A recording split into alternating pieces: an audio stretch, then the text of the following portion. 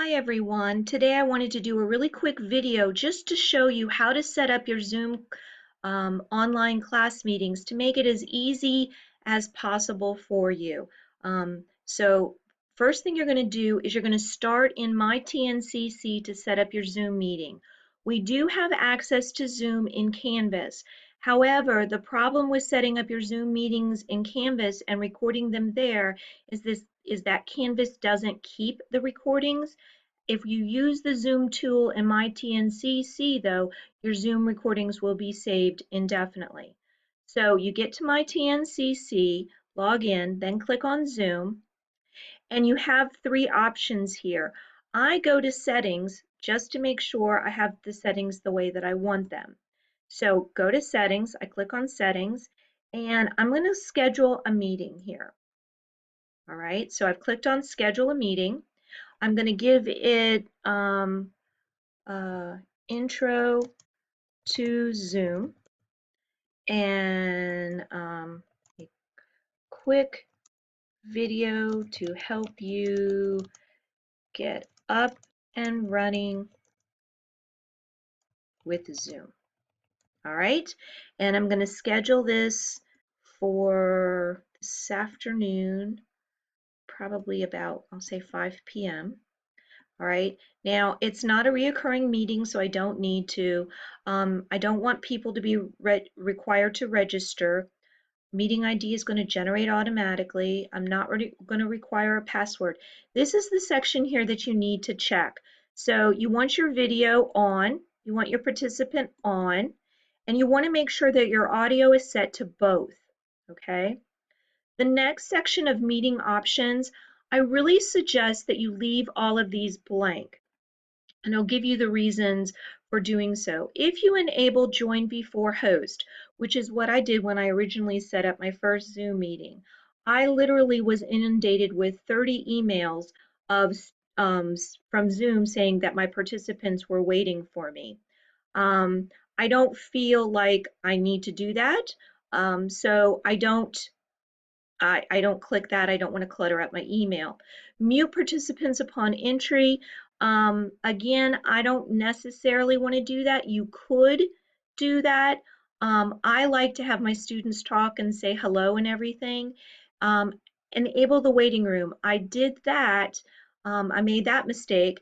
And when I did that, I had to click to allow each person individually to join. So I don't recommend doing that either. Perhaps if you were using Zoom for office hours, then enable the waiting room would be a really convenient feature. But for holding an online class session, I really don't think it's necessary. Only authenticated users can join. That's just going to be an extra stumbling block for students. I don't need to pre-assign breakout rooms. I'm not always going to be using them in my meetings, so I don't need to click on that. And record the meeting automatically.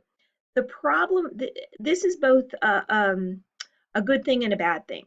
The problem with clicking that button is if you click it, then as soon as you log into your meeting, um, you're going to be recording. So it's going to record you hunting around looking for things and doing whatever it is that you need to do to prep for your students' arrival. So I don't recommend that. However, if you're afraid you're going to forget to click on the recording meeting, then go ahead and save it.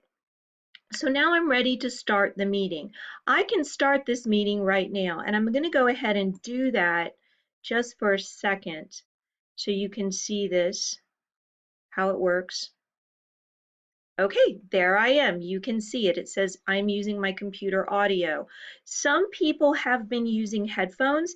That's absolutely fine. Whatever works best for you. If you don't have headphones and a microphone easy, then your laptop will do it just fine for you without any problems. A couple of things that I want to show you here.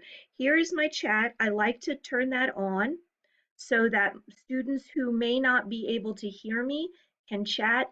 And as I see students coming into the meeting, I say hello to them, I greet them.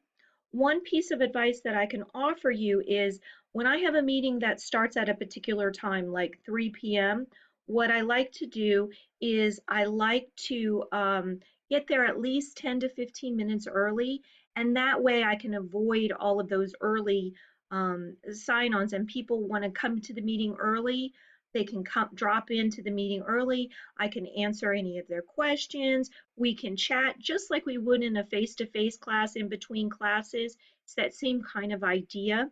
And then once I'm ready to begin, what I'll do is I'll click the record button, and I also make an announcement to everyone. Um, I'm going to begin the recording the video now, so you need to know that. And that's basically how I set up my meetings.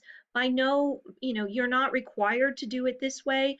It's just these are some tips for how I've done it that seem to make it as painless and as easy as possible for me and my students. So that's today's tip. I'm going to come back later when I have a participant so I can record how that works and just so you can see the ways that you can interact with each other um, using Zoom. So have a good day and I'll be back again soon.